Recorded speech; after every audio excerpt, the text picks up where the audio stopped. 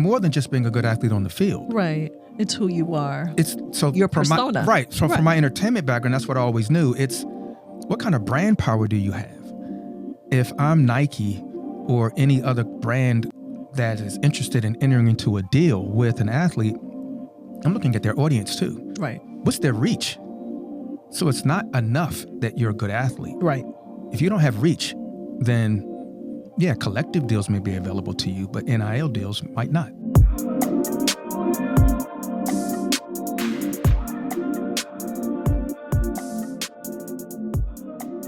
So imagine that you have a high school athlete in your household, or maybe you have a child who is playing collegiate level sports, and you're like, wait a minute, I'm hearing about all this NIL, everything, name, image, and likeness. How do we get to the money? I know you want to know how to get to the money.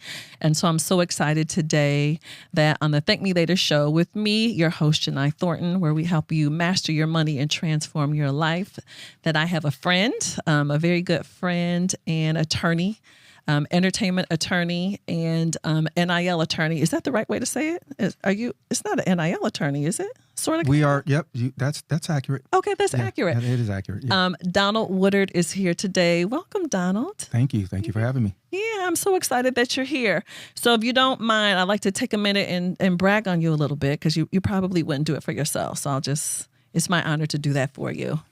So I think we've been friends, it's over 20 years now. Right? At least. Yes. At least both in the entertainment industry, colleagues in the entertainment industry. You are business partners with one of my best friends as well, Yawanda Carter. You are a founding partner, one of the founding partners of Carter Woodard Law Firm. Congratulations on that, by the way. Y'all out here making moves and printing some money out here, too. I know trying. That's for sure. So you are a transactional entertainment lawyer representing talent and companies in the music, television, film, new media, and technology and sports industry. We're certainly here to talk about the sports part today. Donald is recognized as a Georgia super lawyer and has been listed in Variety as a top Hollywood lawyer, in Billboard top music lawyers, Georgia super lawyers, amongst lots of other accolades, and again, founding partner of the Carter Woodard Law Firm. So congratulations to you. Thank you. I appreciate it. And it's been amazing to see your career unfold over this period of time. So, but you're here today because you have to come back some other time and we can talk all this music stuff later. Okay. Right. Happy to do fair that. Enough. Fair enough. Fair enough. A lot to talk about there. I did want to brag and just say, I know that you do represent Summer Walker. I know a lot of people love Miss Summer Walker out there, amongst a lot of other clients too. Yep. But I know she's a notable. I'm a big fan of hers as well. But certainly I'm here to talk to you about NIL and name, image, and likeness. And when I knew that you were representing people in this space, I was like, oh my God, like this is perfect space, particularly to be at the beginning of something. You know, when we came into the music business, it was well established. Right. You know, nothing really new going on, new talent, of course, but I'm like, this is like the wild, wild west in the context of all this NIL at the collegiate level. So, clearly, you've had a front row seat representing Angel Reese, which is crazy. I want to know how you ended up working with her. Flau'jae Johnson, which is another crazy. Let's stop there. How did you even end up working with those ladies? So I'm often asked by young folks and young students, how did you get where you are and how did you begin to represent the clients that you represent? And so I always tell them, particularly based on those two, that my story will not be your story. Right. So, you know, part of that is being prepared and ready when the opportunity presented itself. So just, you have to be good at what you do. But those two in particular had some history attached to them. I'd worked for USA Track and Field for 4 years, and so was in the beginning stages of having conversations around NIL and what the law would be, working with Olympic athletes. We were having those discussions before the law became what it is today. Young people who had to make a decision whether or not they would run collegiate level track or just go pro. Right. Right.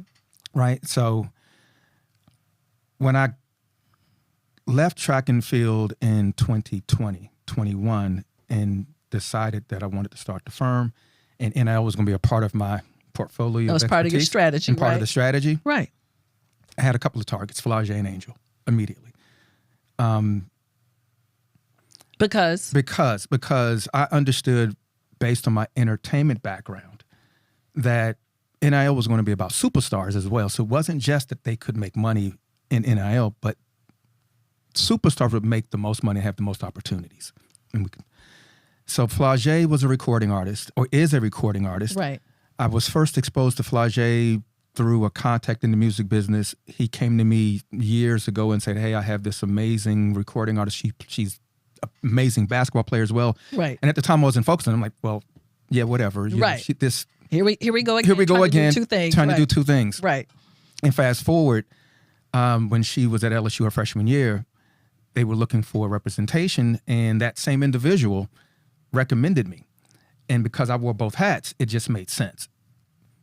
I was already experienced in music, and I had experience in NIL, met with them, closed the deal, made sense. Angel, I knew Angel was going to be a star as well, you know, a year out in advance, you know, everything that she was about. Growing up in Baltimore, I grew up in DMV, and so I kind of understood her personality and knew that she would be a star. Now, I was really started pursuing Angel a year before she became known as the Bayou Barbie. What most folks don't know is that my younger sister, 1 year younger, 5'11", took my height. Right. We were both athletes growing up. Right. And she played basketball with Angel Reese's mom in college at University of Maryland in Baltimore. Wow. So you had that family connection through your sister. Well, I did have a connection. And so I called her and said, hey, you know, I need a meeting, right. you know, with Angel. And right. it just took some time. So her mom knew who I was, but it took almost a year before I got a substantial meeting that closed that deal. Mm-hmm. But both of them happened as a result of prior relationships. And wow. I love that story. And it's funny. Although we're friends, I've never heard that story before. Yeah. But it also just makes me think a lot about the sales cycle in our business is long. You know, it is. Occasionally you'll meet that client and at the meeting, it's like, okay, we're going to start. But most times it takes a while. So you had been planting those seeds. Shout out to your sister. I'm wondering, does she get a little back commission for the hookup? I was hoping you didn't raise it. So I'm sure she will call me now. Absolutely. And ask about her commission. Absolutely. Ask your sister if she needs any representation. I'll be happy to help her with that for sure. So let's kind of back up though. So, because we're using this term a lot, NIL. And I think some people are intimately familiar with what it is, but define it. What does this mean? It's born out of a legal principle called the right of publicity. And it gives every individual the right to control how their name, image, and likeness is exploited for commercial purposes. That's the base of this issue and what NIL is. And so obviously this was a journey because you talked about you were at USA Track and Field. Mm-hmm. You already knew that this was going to come.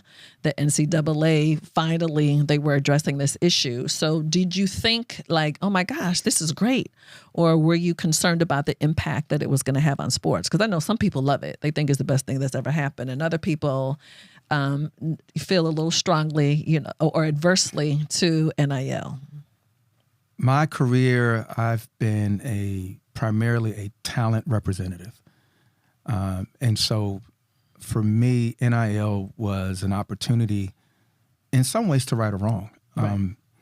For decades, the NCAA categorized student athletes as amateurs, which kept them in a box where they couldn't profit off their NIL, off their NIL. And once the law passed in June of 21, it opened the floodgates. I mean, athletes were signing deals at midnight. Literally. Right. At midnight. So we knew this was coming, and deals were planned, and folks had negotiated deals, and clock struck midnight, deals were signed. That is so crazy. So what are some examples? Because, you know, we hear this, and we hear athletes are getting paid, but and I'm not asking you to share like any particular Right. deal terms of your clients, but just kind of generally speaking, when we hear about these collegiate level athletes, and a lot of times you're talking about kids, 18, 19 years old, kids, they're getting compensated how? Is it just cash? Is it cars? Is it like or a combination. Or- So these deals are pretty much endorsement. Well, not pretty much. They are. I mean, they're endorsement and sponsorship deals, and those deals can be structured a number of different ways. And it's based on audience and other factors. But we are negotiating those deals very much like I would negotiate an endorsement deal for a recording artist. Okay. Covering terms like exclusivity in term and compensation. How much for how long? For how long. And what Absolutely. else can't I do? Correct. Absolutely. If I'm endorsing Absolutely. this particular product, that means Exclusive categories and trying to Exactly. narrow those categories down when you're doing a deal with, with Angels with Reebok and Flau'jae with Puma, their exclusive categories list is extensive. Right. And so we are fighting to narrow those categories down so that we're not blocked out of doing more deals. And I have heard about kids, I'm not going to call them kids, college athletes getting paid and everything, furniture, cars, you just name it, not always, again, just cash. So I'm assuming companies are offering an array of things to potential students. They are. Every deal is different. Right. And some deals will include cash compensation and in kind. Right. Or just in kind, and depending on the level of the athlete. So, the level of my client base. Fortunately, we don't do in kind. You're so not doing it will in kind may be a component of the deal. Right. Usually, because we have a foundation, and we would like that company to support our clients' foundation and nonprofit efforts. Explain in kind, because you're using the term for people who don't know. What does that mean? Material merchandise. So Okay. rather than cash, You may get you may get shoes. shoes, clothing, whatever else, it is. in lieu of, or maybe in addition to, or in getting lieu money. of getting money. Gotcha. Okay. And what I hear you saying, Donald, is depending upon the level of said talent, the higher you go, I'm sure it's more Absolutely. money at the table. The lower, and I don't want to say in the context of low or high, but as far as the size of the deal, Right. maybe it is sneakers or sweatsuits or Yeah, for some talent, that's the level at which we can probably negotiate a deal, and the level of compensation would primarily be in kind. right. But for an athlete or a student that didn't have that opportunity, they will absolutely take the in kind deal and be happy to receive it. And so I'm assuming this has had impact on obviously the collegiate athlete, their families, coaches, teams. So I'm assuming that you must be hearing from everybody right now. I know athletes are knocking at your door, but are you also hearing from coaches asking for guidance, or teams asking because certainly there has to be some impact on the organization as a whole. I did get a call from my alma mater, Morehouse College, to learn more about this area of NIL and collectives. And so I've been advising them over the last several months about what it means, making sure that we don't bump up against the law or, step across any lines. So we haven't made any decisions yet, but we've had conversations about it as well. So now you're using another term, collective. I did. Yeah. What does that mean for those of us? I'm like, I want to know what that means too. What does that mean? A collective is a third-party organization that sits outside of the university today in 24, made up primarily of wealthy alums and boosters that engage athletes and enter into NIL deals on behalf of the collective. So think about if a top-level athlete is going to the University of Georgia has a collective, and if they are recruiting an elite level athlete, many schools are recruiting that elite level athlete. Absolutely. So in today's NIL business and NIL world, the new world of college athletics, we need to be able to compensate that athlete. Now, the law states that no pay for play. So in in theory, the athlete should commit to the school first and then have a conversation about what that deal might look like. But as a talent representative who wants to market forces to work, Absolutely. that works against market forces if I commit and then negotiate versus having the opportunity to talk to multiple schools and they get an understanding of what that deal might look like and negotiate that deal up front. And so what I think I hear you saying is, these various schools have this collective, meaning if there is a top tier athlete that they're recruiting, they are essentially making some sort of financial offer.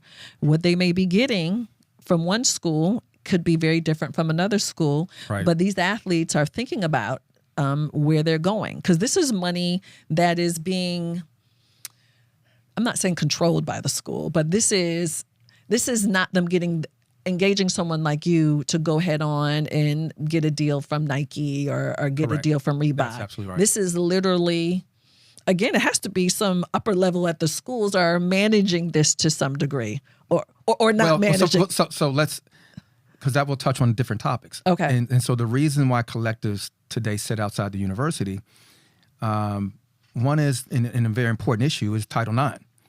And so once a collective is inside the university, now they have to comply with Title IX. All benefits have to be Equal. Yes. And they're not equal today. Right. You know, So equal meaning equal for people who don't understand what Title IX means. women in other sports Getting compensated equally. Absolutely. Right. So we know that, let's just use Shedeur Sanders, for example, Right. whose NIL valuation is around $5 million or more. That money is coming from third-party deals and collective. If the collective was inside the University of Colorado, now we need to think about how are the women sports teams being treated Compensated fairly Right. with respect to NIL opportunities. Right. So it raises a whole host of other issues. Right. So certainly they want that money to be sitting outside the university so that way they don't have to deal with those issues. So Shedeur's his NIL value is like $5 million a year? When I think it was 5 million, might be more now. So, and Travis Hunter and some of those guys there. In college. In college. And so In college. Which is interesting. Oh, they're on campus driving. I mean, I've only seen what I've seen. Right. Lamborghinis. Right. Literally, yes. and I guess I'm curious too, though. Well, first of all, I'm trying to process that. And I'm thinking about that more from being a parent who had a child who competed, in at the collegiate level. And, my son Cameron and I, we've talked about this. He's like, Mom, if NIL was around when I was running track, you couldn't have told me anything, right? I'm like, I could see that being a problem. Like, these kids could be making more money literally than their parents, than the whole family. Yes. I mean, think about it this way. Even an earner, even an athlete that's not a top earner. Yes. A school like Georgia, Alabama, the Power 5 institutions, an athlete might sign a collective deal, an NIL deal with a collective that pays them $300,000. Oh my God. Right? So I know when I graduated from law school, I was not making $300,000 a year. And that's at 18. 18 years old. So that could change the entire family dynamic. No question. Immediately. Absolutely. And I'm standing in the shoes of the parent for sure, because certainly you know that you have a child that's talented. Right. You want them to be able to live the life, live their dream. I'm thinking about education maybe like third at this point though now, because I'm like, how much money can we generate here? It depends on the athlete. Right.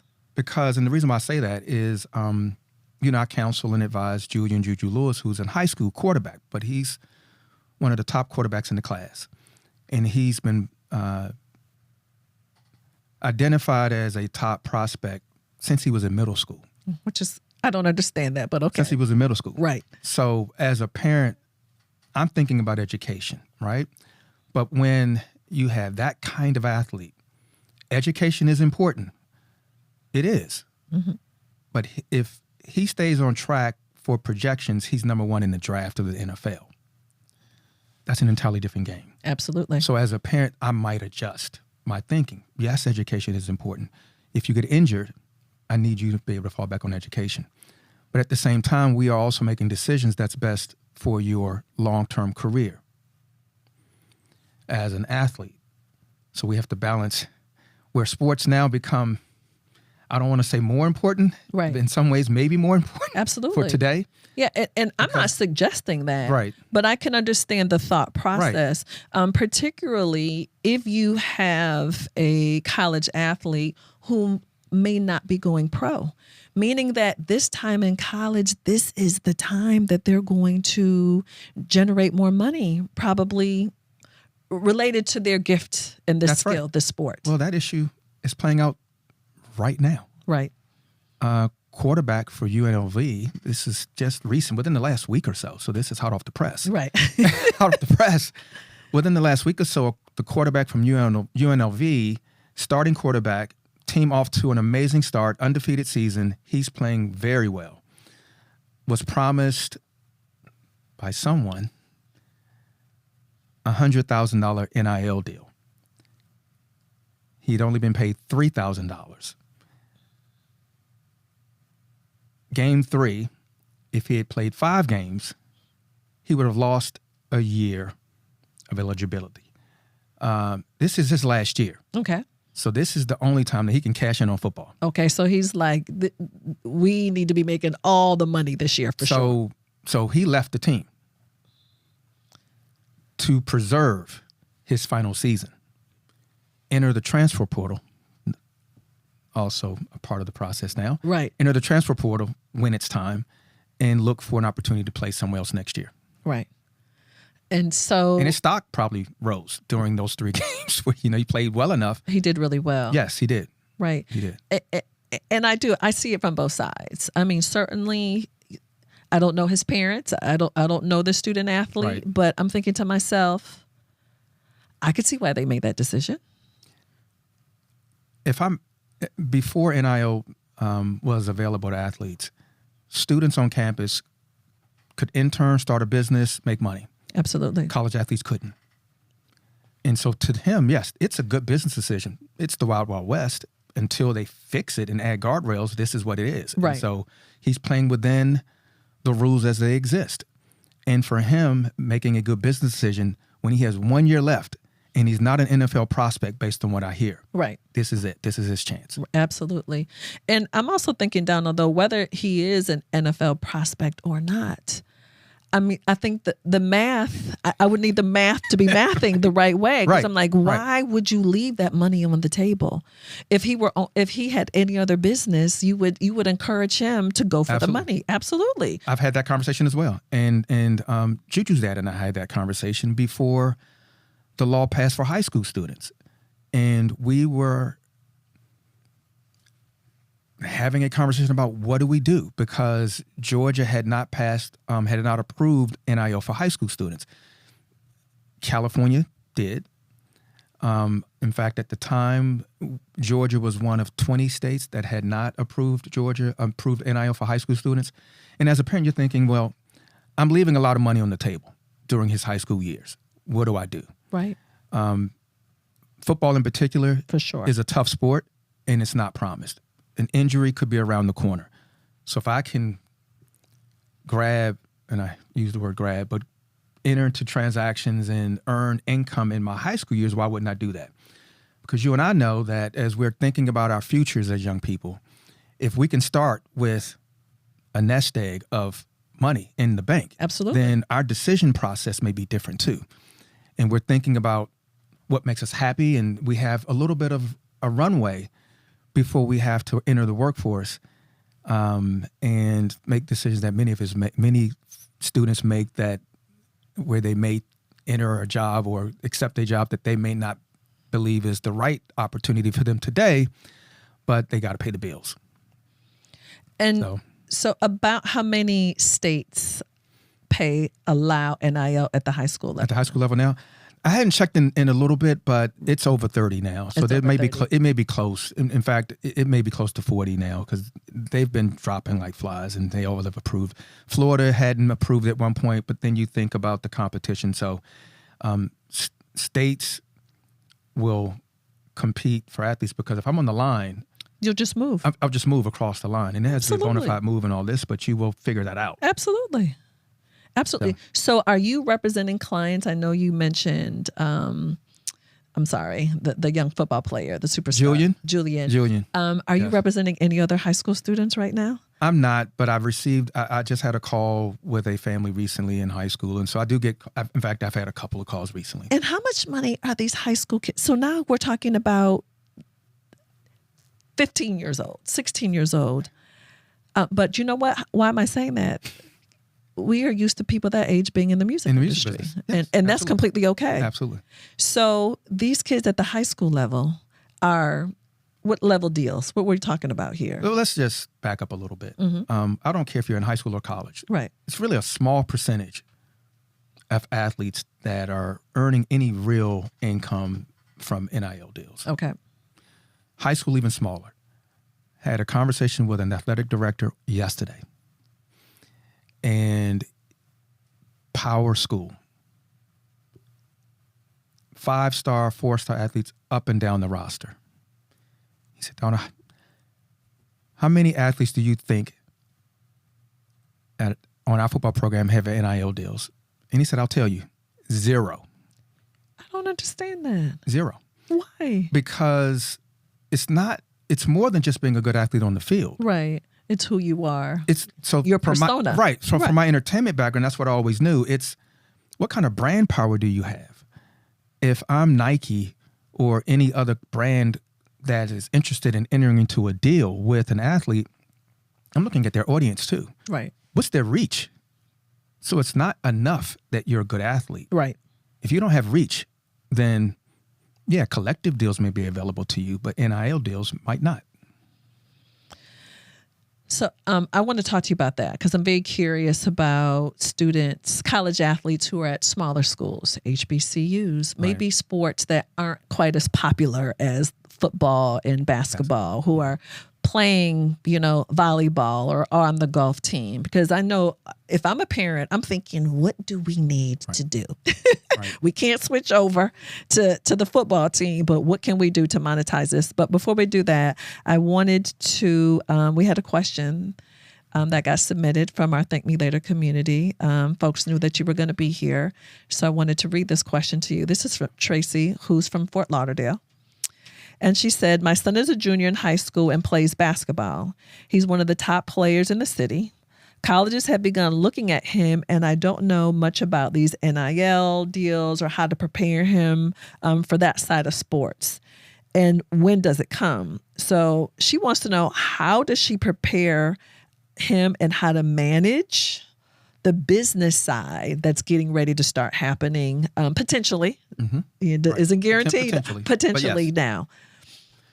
Well, one, it's the Wild Wild West. Right. So building a team of experts, important.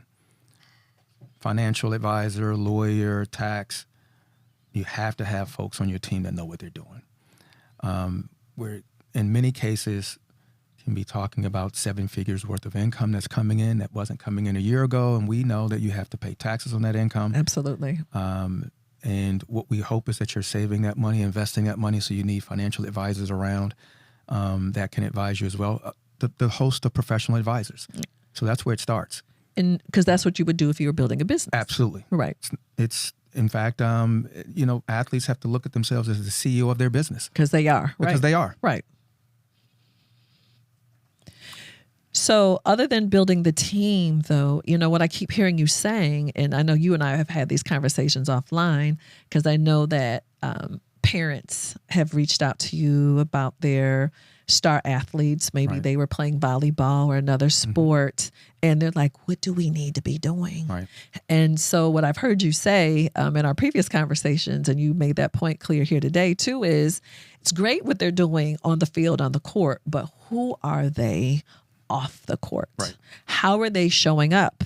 And this is not like, are they good citizens on campus, but, do they have a social media presence? Do they have some following? Do they know how to engage on social media? So can you just kind of talk through some of those points? Because I do think a lot of people are thinking, I've had those calls too, my son is going to play football. And I'm thinking, honey, that's not enough.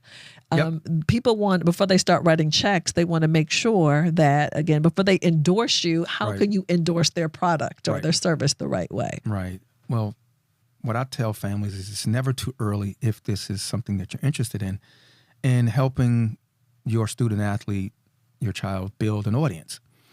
And it's simple. It can be as much as, what are you eating today? I want to follow your journey and start to build that audience. I've had athletes that come in with their families and sit in front of me, and they're interested in NIL deals. And I asked the mom, and I said, well, send me their social in advance of the meeting. Just want to get a chance to know who they are. And they sit across from me, and I'd say, so you're interested in NIL? Yes. You have 5 posts. 1, 2, 3, 4, 5. 1, 2, 5. Right. This really happened. 5. Right, literally. So, right. And he smiled. Right. Because at that point he knew. Right. And so, look, NIL is not for everybody because there's additional work that has to happen. There are obligations and deliverables. So it's not free money. Right. And certainly, and again, you just have to think about it standing in the shoes of the company or the brand.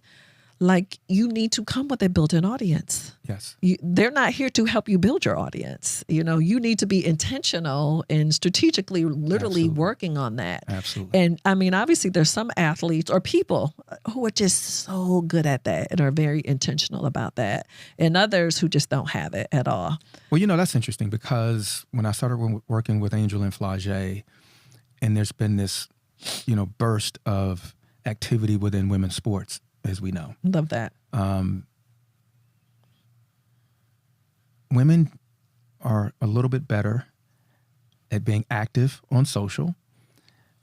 And so you have an Olivia Dunn who is not quite good enough to go to the Olympics as a gymnast. We just had 2024 Paris. She was not there. But she's making more money than all of them. She's one of the top NIL earners in college. She went back for her 5th year. I bet she did. And I bet she did. When I saw that, I'm not surprised. Absolutely. And you think, because obviously she has 12 million followers across her socials. Oh my gosh. And she's telling the story of what? Like, is it just her life? And it's life and her journey as a gymnast. Love that. Look, I mean, I think everyone is different and they have to decide what they want to sell. And so there were conversations early on around women's sports and what the expectation was and what that was different than men. And so am I selling anything else other than just my sport? And, but that's for each individual athlete to determine in their family. So what advice do you have for the families that are not at a Power 5 or Division I school? So let's start with that. Yeah. Or maybe they're not playing a sport that is known to be as popular like football or basketball. Right. So I'm curious, because I'm sure you're hearing from everybody. So any thoughts on that? You're Morehouse. I went to North Carolina A&T. Right. We have sports at our schools too. You have to be much more creative. There are small businesses that would be interested in gaining more exposure. And there's a player, I believe it was at Norfolk, who has a significant number of NIL deals. So when in the aggregate, he's making pretty decent money. But he's gone across his community and pitched his services Being very intentional. and being very intentional. He's being an entrepreneur. Absolutely, to small businesses. What he has to manage are the obligations. Because, again, if you have to post 10 times and show up here and sign jerseys here, and you have 20 of those deals and you have obligations, then you still have to be a student first. Right. And you have to focus on why you're there as an athlete. Absolutely. Because that's without the athletic component, the NIL deals go away. Right. So it's a lot of work. Right. And It's a lot of work. I know you and I have had some conversations about the female basketball player that we talked to who was at A&T, and she did not start.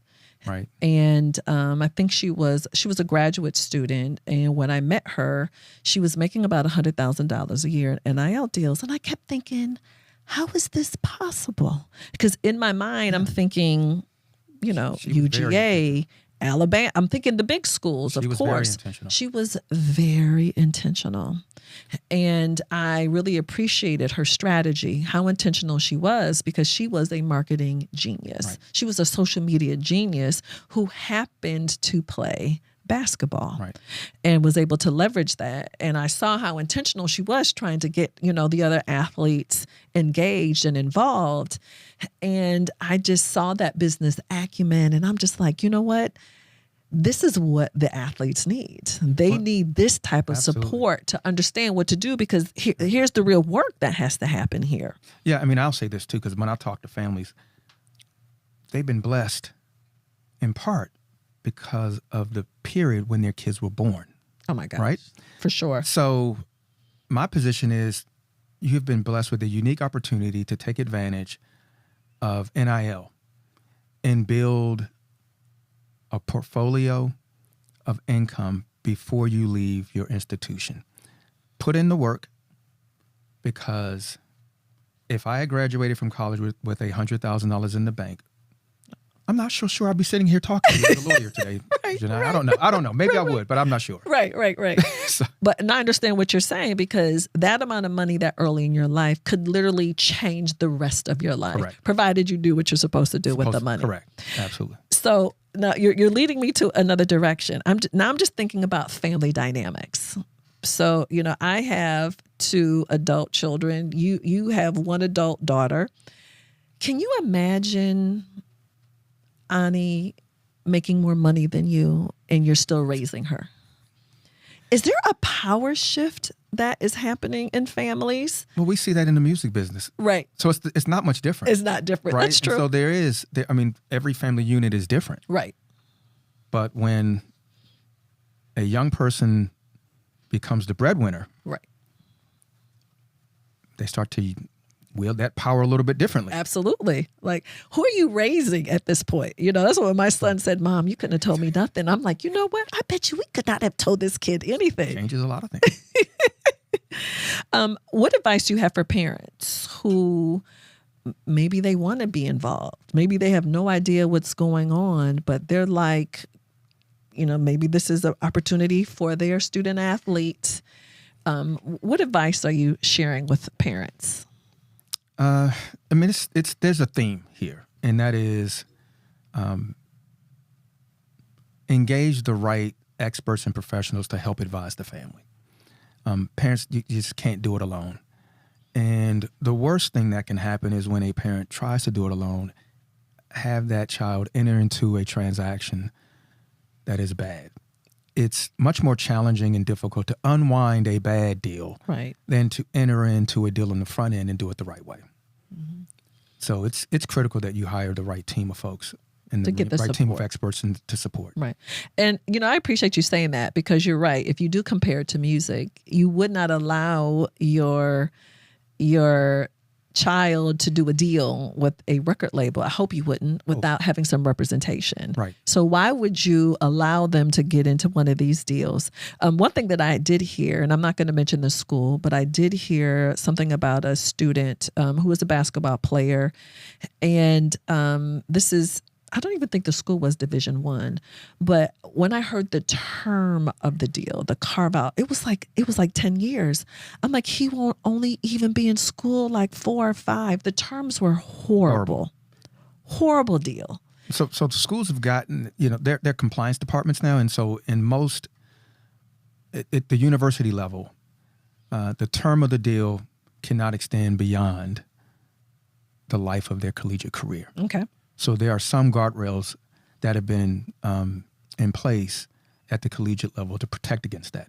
There was a case, and I'm familiar with it, and I can't remember the name of the student in the university, but I think it was a football player that entered into a deal with an agent, and it was a 10-year deal that ran past not only high school but college and well into his professional career, if he had a professional career. I believe he hired a lawyer to help him navigate his way out of that deal. So I'm not sure where that ended up, but yeah. But again, on the back end, so he had to spend money to try to break that deal. And lawyers are expensive. We know that. So. Absolutely. So what are the kids doing with all this money? I mean, I'm seeing... You know what they're doing with it. I don't have to ask you. I mean, I don't have to ask you. So, I mean, certainly I'm seeing what's on social media. Correct. And I'm assuming, but maybe I'm just hoping. Maybe. So that's right. So we know they're going... Some of that money is going towards material things. What I hope is that they're saving a large portion of that money and putting it away for a rainy day, investing money so that will pay dividends for their future. For sure. It changes the entire trajectory of their life if they handle that money appropriately. Right. And so that's what I hope. Right. And so we are advising and our clients, and we have a team of folks around them. Right. To help make and sure I mean, I don't know what it's like to be 19 and make hundreds of thousands or millions of dollars. Maybe I think I'm grateful that probably did not happen to me. I've thought about that. Right. So just the level of maturity that has to come with having that much money. Yeah. Yeah. That's a lot of responsibility. It is. A lot of grown people can't I've thought about that. it. Right. I was playing sports at, in high school and thought I was pretty decent. I was okay. And drop $1 million or more in my bank account at 19. Right. I would hope I would, Yeah, I can see that going wrong a lot of different ways. One thing that I want to focus on, just from an accounting or a tax perspective, I see these young people getting cars, and I've heard about some college athletes getting, an apartment or a house full of furniture. They're getting all of these non-cash deals, all this stuff that they're getting. But I'm like, who's paying the taxes on all of that stuff? And so I don't know how that's being managed. Are people asking like, hey, you're giving me this car, but also will you give me an extra $5,000 or $10,000 to pay the taxes? Are people negotiating that way? Well, that's certainly how I negotiate those deals. Okay. Is right. I would try to cover what I think the tax liability would be. Gotcha. But I also have tax professionals that are on my team that I can seek counsel, because that's important. Again, I go back to this as a common theme. I know what I don't know, and I have experts that know that I rely on for tax expertise. And so I just want to make that comment for those of you who are getting these amazing deals. This is great. I think it's wonderful, but you have to pay taxes on anything that you're getting that's a form of compensation. It doesn't have to be cash for that to be considered compensation. So you need to be factoring that into your budget. And then also, I certainly would want them to be giving me that cash, so I would not have to come out of my money to pay taxes on a car or $50,000 in product or whatever that the college athlete might be getting. Yeah, I'm like, that's a little scary. Important. It is really important. Any other tips or any advice that you would want to share, first to the college athlete first, in the context of NIL deals? Again, do what you're supposed to do with the money. I mean, I think it's a unique opportunity, and you've been blessed with this influx of financial reward, and you are required, and you should do what you're supposed to do with it. Set yourself up for your future. Think about your future. It's not just today. Right. And again, that will require that you get the right people on the team and begin to plan for how you're going to use that money. Now, Yes, I'm sure we want to carve out some of that money for you to do whatever you want to do with it. Got to have some fun. You got to have some fun. It should be it should be in the budget. That should be in the budget. For right? sure. So you got to carve out some money for them to have some fun, but then help that student athlete make good financial decisions and protect their future. And then any advice for the families, the people in the kind of this ecosystem around this college athlete? You got to start early building a good, strong family foundation and bond around these issues. Because once they turn 18 or 19 and the money changes things, right? So that family dynamic and that foundation has to be strong before you start having these conversations. It's too late once they become multimillionaires and we've not had the conversation. We've not built that strong family dynamic. The trust. And the trust. And absolutely. Right. So thank you. So Donald, I know some people are going to be looking for you now. So if people want to get in touch with you, whether they think they have the superstar athlete or maybe even entertainer in their family, how can they find you? Email dwoodard@carterwoodard.com. Instagram is Donald M. Woodard. And LinkedIn is Donald Woodard. Yeah. So I follow you on Instagram, like what you're posting, all of the articles and information about NIL deals. I think it's very helpful for people to, get equipped. You need to do some reading out here and get ready. I'll say this last thing. I was talking to a parent, and it's a unique time, and I've said this, different ways, but the demand for quality information for families far outweighs the supply of quality professionals. Not bad actors, but professionals with good intention. Think about all the families. I get calls from middle school families. So it's middle school, high school, college, all across the country that require this information. It's just called in recently, so I'm speaking at Woodward Academy to families on this topic. Right. So it's really important. I love that. And I encourage you, anyone who's listening and has this college athlete in their life or a potential college athlete, that you do take the time to educate yourself as well. Because again, you are entering entrepreneurship, not just NIL deals, money falling out of the sky. You are on the road to entrepreneurship. So Donald has shared his contact information. We will make sure that you all have a full access to that. Thank you, Donald. Thank you for being welcome. here. No problem.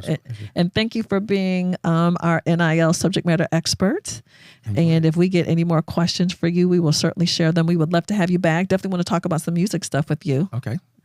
And let's do it. So for those of you who are just tuning in with us for the first time, thank you. We appreciate you watching. We would like you to like, subscribe, and share. You probably know somebody who you may not have a collegiate athlete, but you know someone who's maybe has a superstar athlete at the high school, look, even the middle school level. That's kind of scary that they're reaching out to you so early. But please share this information. It's really important that our children are equipped and prepared for this next phase of their life. So last question for you. So I just need you to fill in this blank. And so, we are all about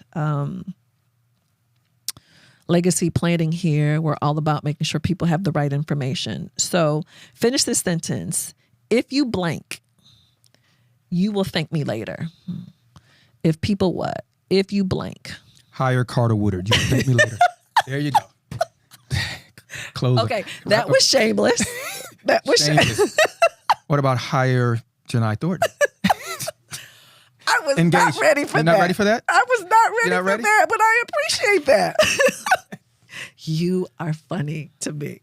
You are funny to me. So thank you. Listen, I got to get my bearings back. So Donald, again, thank you for being here. And we will certainly share your information. Thank you for tuning into the Thank Me Later show with me, your host, Jini Thornton. And please engage with us. You can follow me on social media at Jini Thornton, at TML Money. And we will see you next episode. Thank you, everybody.